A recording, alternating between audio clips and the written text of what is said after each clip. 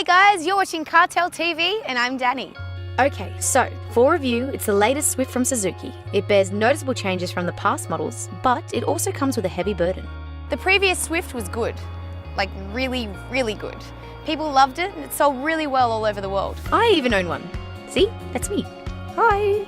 And it actually beat many of the other Super Minis produced by some of the more prominent manufacturers. So, people at Suzuki had to do their best. Today I check out the top spec GLX Turbo.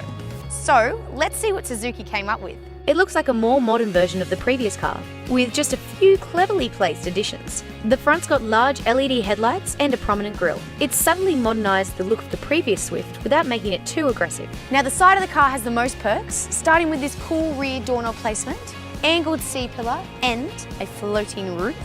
The car looks far sportier now, and the side design changes bring improvements on the inside, which I'll show you a little later on. Before that, let me just point out these beautiful 16-inch polished alloy wheels. The rear is clean, and its small roof spoiler really adds to the beauty of the side view.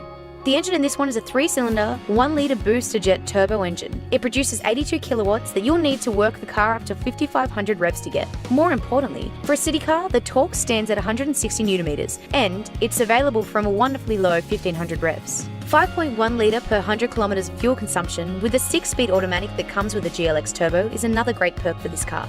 Now, if you're buying this car to drive mostly in the city, you'll love it. First of all, let me praise the gearbox. Unlike other low-trim models, this one doesn't come with a CVT. Instead, it has a 6-speed automatic with a manual mode. Now, the manual mode is operated using paddle shifters. Now, some people would say that it's a really nice gimmick for a small car, but I think it's a really nice feature for swift gear changes, especially in congested traffic. Secondly, this car has active cruise control, which is really awesome to see in this category. In terms of physics, it's wider, lower, more rigid, lighter, and it comes with an extended wheelbase compared to the previous model. All of these features make it very agile, and another perk is the turning circle of 9.6 metres. The 2017 Swift is very light, tipping the scales of 915 kilograms, which makes the engine that is great in the larger Baleno a beast in this one. Okay, not really a beast, but certainly capable of providing some fun.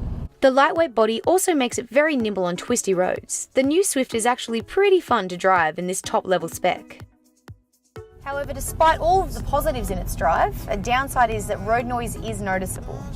Now, that won't be too much of a problem in busy city traffic, but take it outside of the city and you will notice it.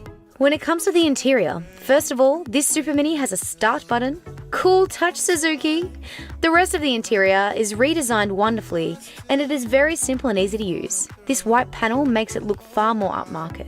Now, the inside feels uncluttered, the instruments are easy to read and really well designed. Now, the middle vents are placed up really high and can be angled in literally any way. The large 7-inch screen is familiar from higher class cars, and both it and the software it supports are far better than in previous models. Now, the new Swift supports Apple CarPlay and Android Auto, which is a big deal considering that some of the new rivals still don't. And I think we're at a point where every car should have that. This turbo level gets digital climate control as standard, while the other trim levels have to settle for a manual one. The new flat-ish bottom steering wheel is far better looking and it's bathed in leather. Also, in this trim level, it is reach and tilt adjustable. It's easy to find a good sitting position if you're the driver. The seat is well adjustable and the tall roofline gives a lot of headroom. Weirdly, the passenger seat isn't height adjustable. The driver's window is automatic and the mirrors fold. Jump in the back and you'll find amazing legroom and headroom for a car of this class. Really well done.